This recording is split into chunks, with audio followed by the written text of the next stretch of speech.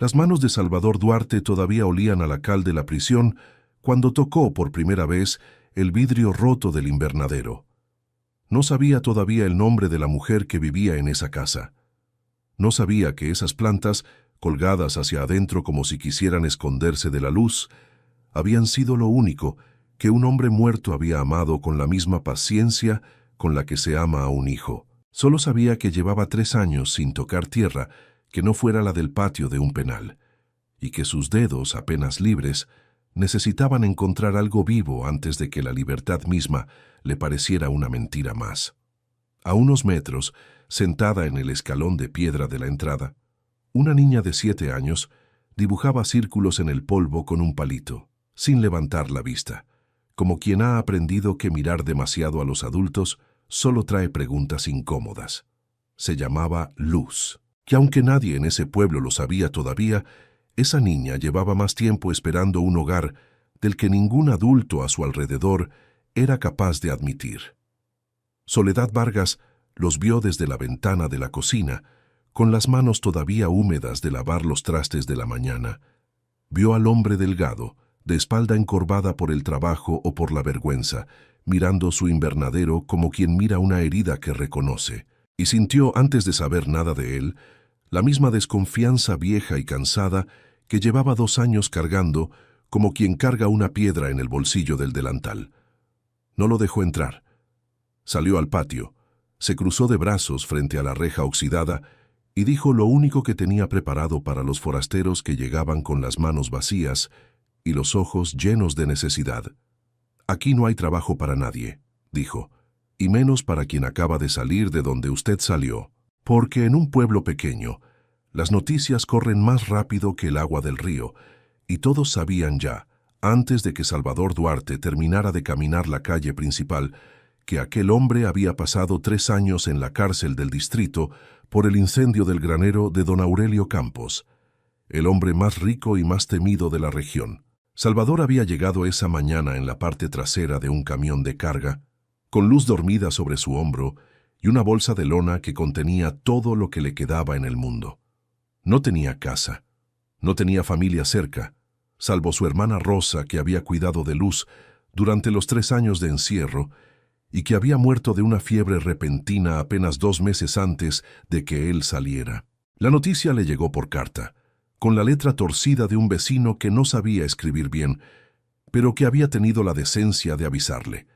Leyó esa carta sentado en el catre de la celda, sin llorar, porque las cárceles enseñan a los hombres a guardar el llanto para cuando nadie pueda usarlo en su contra. Salió libre un martes de julio, sin nada más que una hoja de papel que decía que había cumplido su condena, y con la certeza amarga de que esa hoja de papel no le devolvería lo que había perdido, ni limpiaría lo que el pueblo entero seguía creyendo sobre él.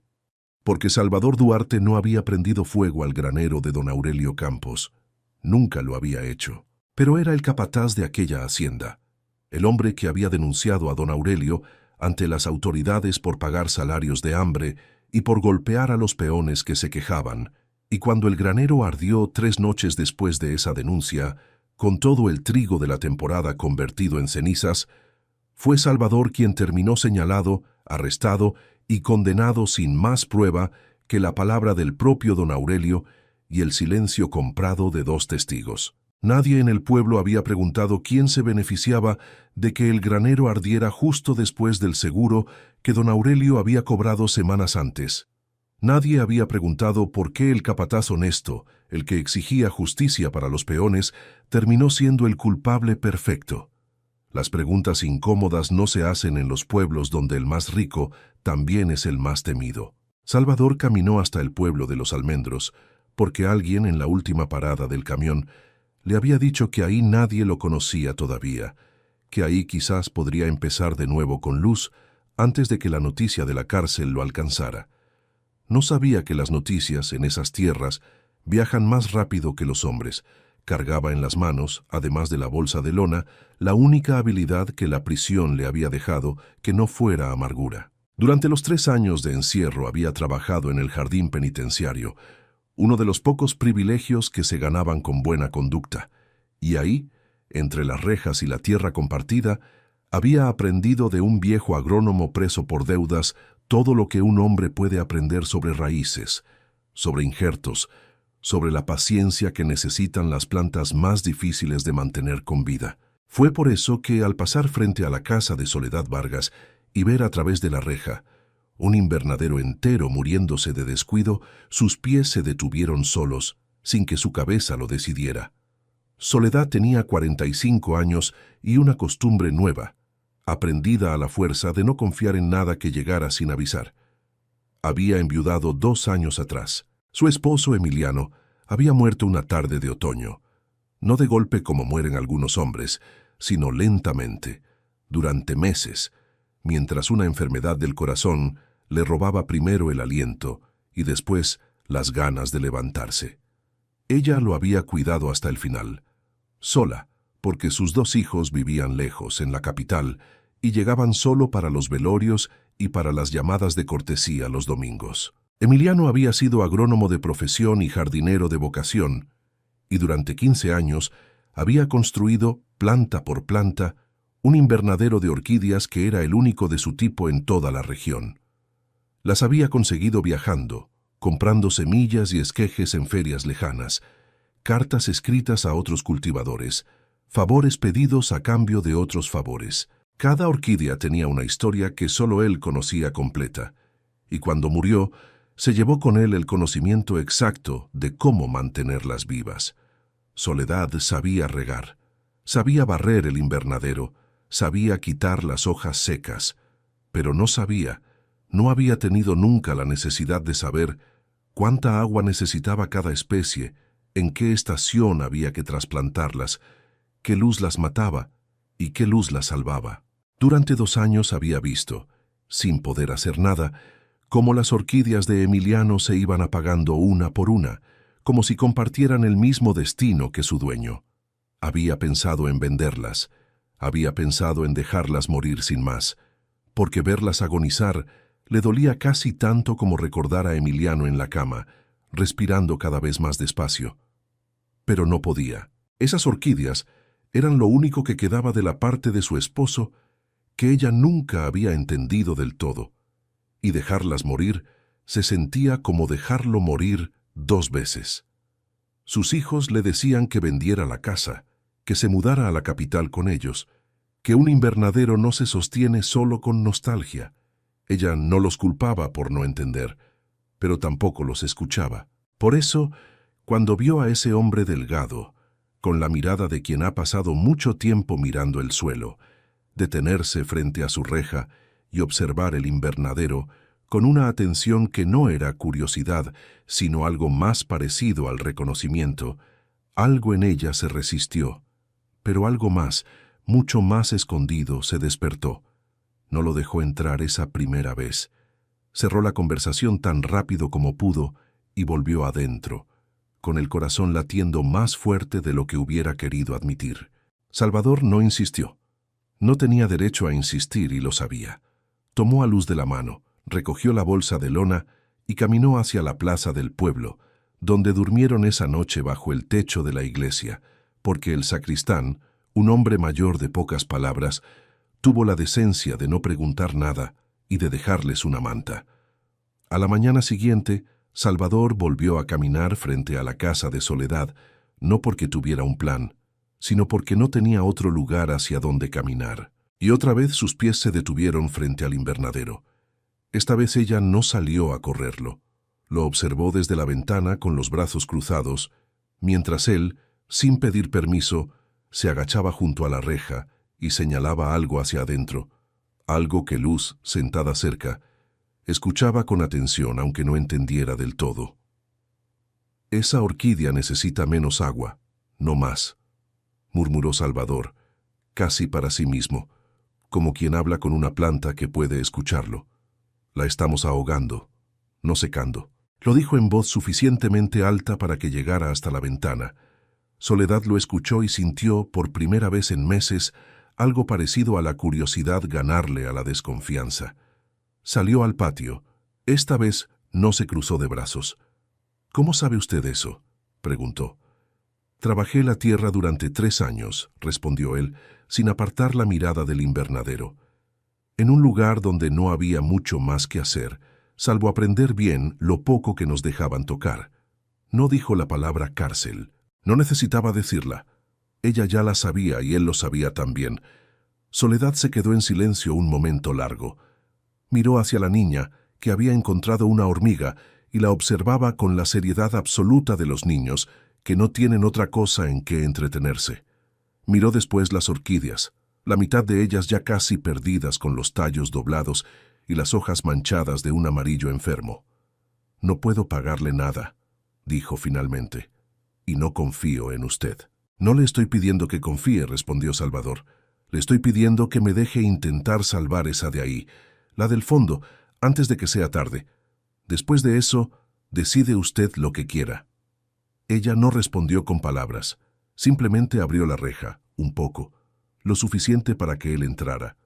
Y esa tarde, por primera vez en 2 años, alguien además de ella tocó las orquídeas de Emiliano.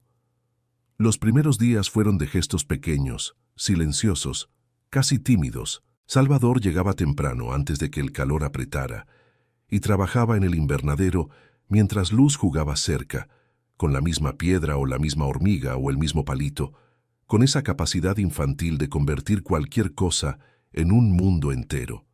Soledad no salía a hablarles, pero empezó a dejar sin decir nada un vaso de agua fresca sobre el muro cuando el sol se pusiera fuerte. Salvador lo bebía. Le pasaba el segundo vaso a Luz y seguía trabajando sin hacer comentarios, como quien no quiere que un gesto amable se convierta en una obligación incómoda. Al tercer día, Luz se acercó a la ventana de la cocina, no para pedir nada, sino simplemente para mirar hacia adentro con esa curiosidad silenciosa que tienen los niños frente a lo desconocido. Soledad la vio, y sin pensarlo demasiado, salió con un plato de pan dulce que había horneado esa mañana, sin saber muy bien para quién. «¿Tienes hambre?», le preguntó. Luz asintió, despacio, mirando primero hacia donde estaba su padre, como pidiendo permiso sin palabras. Salvador levantó la vista, asintió también, y la niña tomó el plato con las 2 manos, como quien sostiene algo que podría romperse. «Gracias, señora», dijo, y esas 2 palabras, dichas con una seriedad que no correspondía a su edad, se quedaron flotando en el patio más tiempo del que debería una frase tan simple.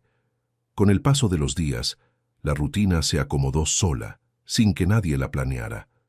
Salvador llegaba, trabajaba las orquídeas explicándole a Luz en voz baja los nombres de las cosas, por qué ésta necesitaba sombra y aquella necesitaba sol directo, por qué había que revisar las raíces antes de creer que el problema estaba en las hojas. Soledad poco a poco empezó a sentarse cerca, primero en el borde del muro, después en una silla que sacó sin comentarios, escuchando esas explicaciones como quien recupera un idioma que había olvidado.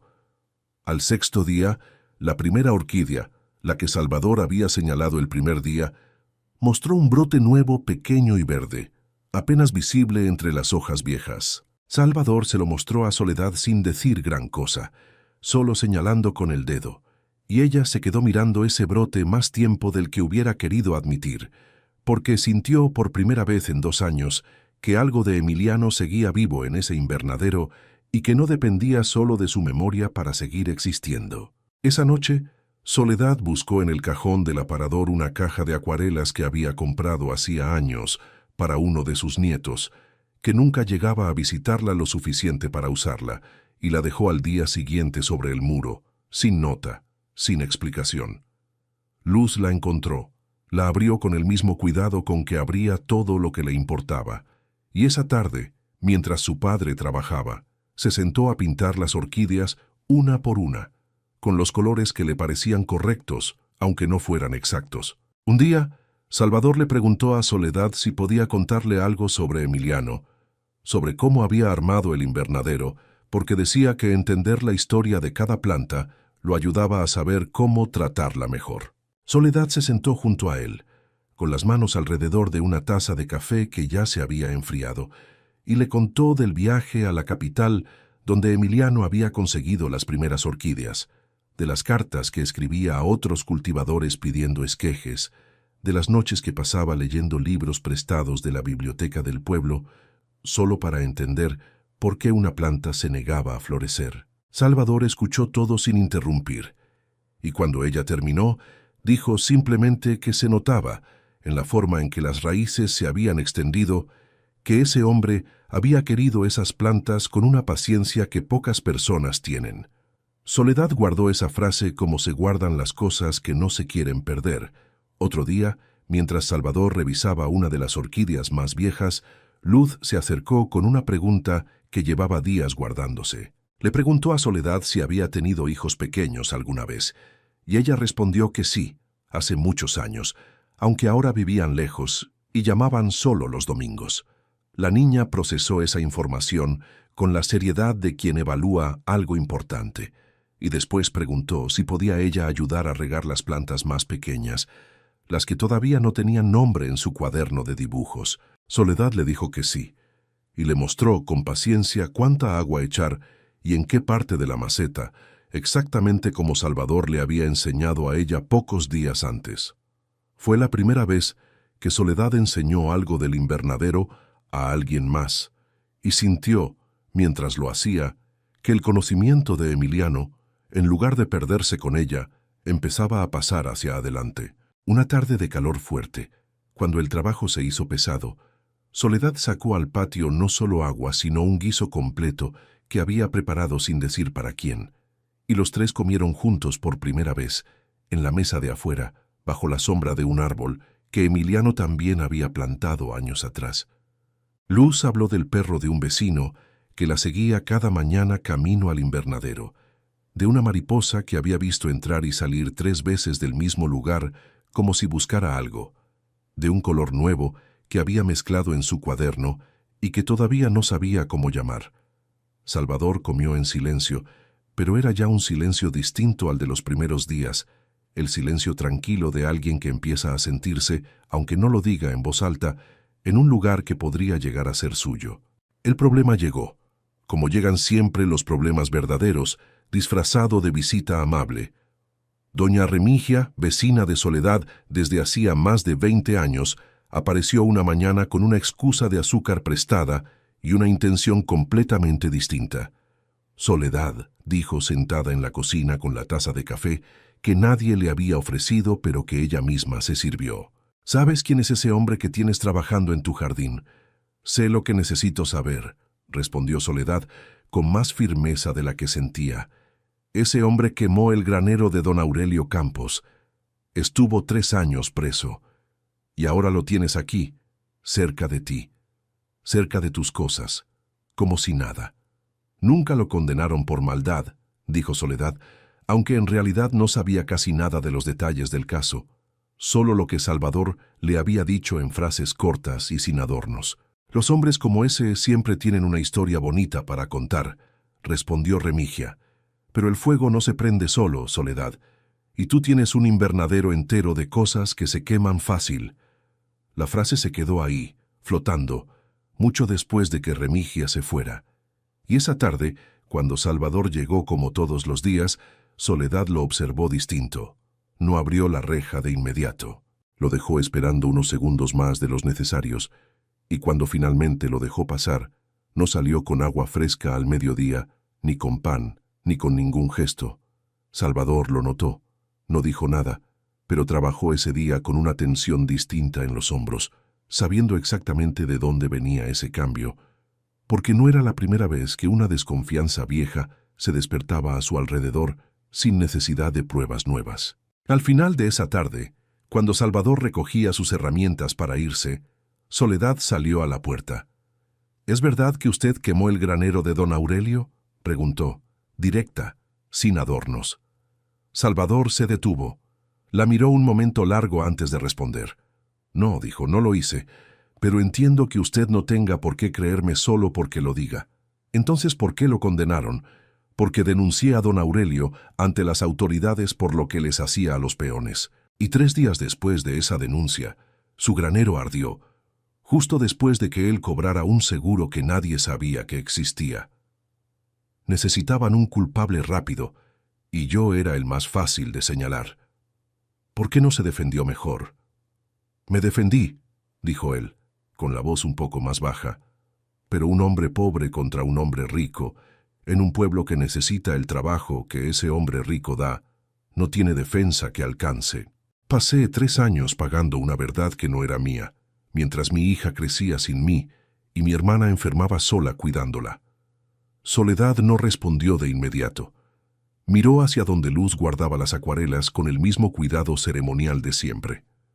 ¿Y qué es lo que quiere aquí realmente?, preguntó, repitiendo casi sin darse cuenta la misma pregunta que Remigia le había dejado sembrada. Salvador miró las orquídeas antes de responder, como si necesitara terminar un pensamiento con las manos antes de terminarlo con la boca. «Quiero un lugar donde mi hija no tenga que cargar con lo que me pasó a mí», dijo. «Quiero que alguien la mire sin ver primero al padre que estuvo preso. Y quiero, aunque suene extraño, sentir que todavía puedo cuidar algo bien, después de 3 años sintiendo que no pude cuidar nada». Se quedaron los dos en silencio. Un silencio que no era cómodo, pero tampoco hostil, el silencio de 2 personas diciendo la verdad sin prisa por adornarla. «No sé si puedo confiar en usted todavía», dijo finalmente Soledad, «pero las orquídeas están mejor desde que usted llegó. Y eso por ahora es lo único que tengo claro». Esa noche Soledad no pudo dormir bien. Se levantó descalza, cruzó el patio frío hasta el invernadero y se quedó parada frente a las orquídeas bajo la luz de la luna. El brote nuevo había crecido un poco más. Otras 2 plantas, que ella creía perdidas, mostraban signos de vida que no había visto en meses. Pensó en Emiliano, como pensaba casi todas las noches, pero esta vez pensó también en ese hombre que un pueblo entero había decidido condenar sin pruebas suficientes, solo porque era más fácil creer en la culpa de un pobre que en la culpa de un rico. Pensó en cuántas veces ella misma, sin darse cuenta, había hecho lo mismo con su propia vida, prefiriendo la desconfianza cómoda a la posibilidad incómoda de volver a confiar en alguien. Pensó también en Luz, en esa niña que pintaba orquídeas con colores equivocados y decía gracias como quien sostiene algo pesado con cuidado, y sintió que negarle a esa niña un lugar seguro, solo por el miedo que le habían sembrado esa mañana, sería una crueldad que ella misma no podría perdonarse después. El conflicto verdadero llegó unos días después, un domingo, cuando el pueblo entero se preparaba para el mercado semanal. Salvador y Luz habían llegado temprano, como siempre, y Soledad ya había sacado 2 sillas al patio, una costumbre nueva que nadie había planeado, pero que ya nadie cuestionaba. Fue entonces cuando un caballo se detuvo frente a la reja, y de él bajó don Aurelio Campos en persona, con las botas lustradas y la seguridad de quien nunca ha tenido que pedir permiso para nada. «Vine a advertirle, señora», dijo sin saludar, mirando a Soledad con un desprecio apenas disfrazado de cortesía. «Ese hombre que tiene trabajando aquí es un criminal. Quemó mi granero, destruyó la cosecha de toda una temporada, y ahora quiere que la gente de bien lo trate como si fuera inocente». Salvador se puso de pie despacio, sin agresividad, pero sin bajar la mirada tampoco. «Usted sabe que no fui yo, don Aurelio», dijo, con una calma que costaba mantener. «Usted sabe exactamente quién se benefició de ese incendio». «Lo que yo sé», respondió don Aurelio, «es lo que dijo el juez. Y el juez dijo que usted era culpable». «El juez dijo lo que a usted le convenía que dijera», respondió Salvador. «Y todo el pueblo lo sabe, aunque nadie se atreva a decirlo en voz alta porque su dinero paga la mitad de los trabajos de esta región». Don Aurelio se rió sin alegría y miró a Soledad como buscando una aliada. «Tenga cuidado, señora. Un hombre que miente sobre su pasado, miente sobre todo lo demás. No sería la primera vez que alguien así se aprovecha de una mujer sola con un patrimonio que cuidar». La palabra patrimonio quedó flotando en el aire con toda su intención venenosa. Soledad sintió el viejo miedo, la vieja desconfianza, intentando levantarse de nuevo dentro de ella. Pero miró hacia Luz, que se había acercado y tomaba la orilla del vestido de su padre sin decir nada. con esa seriedad de los niños que entienden más de lo que los adultos creen. Y miró las orquídeas, la mitad de ellas ya recuperadas, verdes otra vez, vivas otra vez, gracias a las manos del hombre que don Aurelio estaba tratando de destruir con palabras. «Don Aurelio», dijo Soledad, con una voz que ni ella misma sabía que tenía. «Le agradezco la visita, pero este hombre trabaja mi jardín, no mi confianza ciega, y hasta ahora ha cuidado con más honestidad las cosas de mi esposo muerto que muchos hombres vivos que conozco en este pueblo». Don Aurelio endureció el rostro, sin encontrar una respuesta rápida. «Se va a arrepentir», dijo finalmente, antes de subir a su caballo y marcharse levantando polvo por el camino. El silencio que quedó después fue distinto al silencio de antes. Era un silencio de alivio, de algo que finalmente se había dicho en voz alta después de mucho tiempo callado. Salvador se giró hacia Soledad, sin saber bien qué decir. «No tenía que defenderme así», dijo. «Ese hombre tiene poder para hacerle daño a usted también». «Ya perdí demasiadas cosas por miedo a lo que la gente pueda decir», respondió ella. «No voy a perder también esto». Luz, todavía tomada del vestido de su padre, miró a Soledad y preguntó, con esa simpleza brutal de los niños, «¿Podemos quedarnos aquí entonces?» Soledad miró al padre, miró a la hija, miró después el invernadero entero, más vivo de lo que había estado en 2 años. «Las orquídeas todavía necesitan cuidado», dijo en voz baja. «Y creo que yo también». Las semanas siguientes trajeron una rutina nueva, sin anuncios ni ceremonias. Salvador arregló, además del invernadero, el techo del cuarto trasero que llevaba meses filtrando agua. Luz empezó a llamar a Soledad simplemente por su nombre, y después, sin que nadie lo decidiera, empezó a decir un pequeño «Doña Sole», que sonaba a cariño más que a formalidad. El pueblo siguió hablando como hablan siempre los pueblos. Algunos dejaron de comprar flores en el vivero de Soledad. Otros, los que habían sufrido en carne propia la mano dura de don Aurelio, empezaron a acercarse con más respeto, casi como agradeciendo en silencio que alguien se hubiera atrevido a decirle que no en su propia cara. Con el tiempo, uno de los antiguos peones de don Aurelio, un hombre llamado Fermín que había trabajado años en esa hacienda, se acercó una tarde al vivero con el sombrero en la mano y la mirada baja, como quien carga una culpa vieja. Le dijo a Salvador en voz baja que él sabía desde el principio que el incendio lo había provocado el propio hijo de don Aurelio, jugando con un candil cerca del trigo seco, y que el viejo había preferido culpar al capataz honesto antes que admitir la torpeza de su heredero.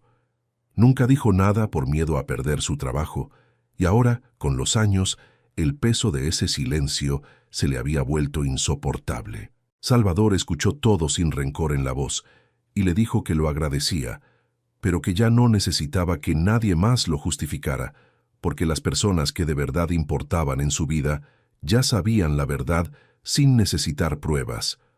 Aún así, Fermín repitió esa historia frente a otros vecinos en el mercado, y aunque nunca hubo juicio ni castigo formal para el verdadero responsable, la sombra de la duda que había perseguido a Salvador durante 3 años empezó, muy despacio, a disolverse en el pueblo. Una tarde, mientras las 3 orquídeas más difíciles del invernadero, las que Emiliano había tardado años en conseguir, mostraban por fin sus primeras flores desde la muerte de su dueño original, Soledad se quedó parada frente a ellas, con Salvador a su lado y Luz dormida en una silla cercana, cansada de un día entero de jugar entre las plantas.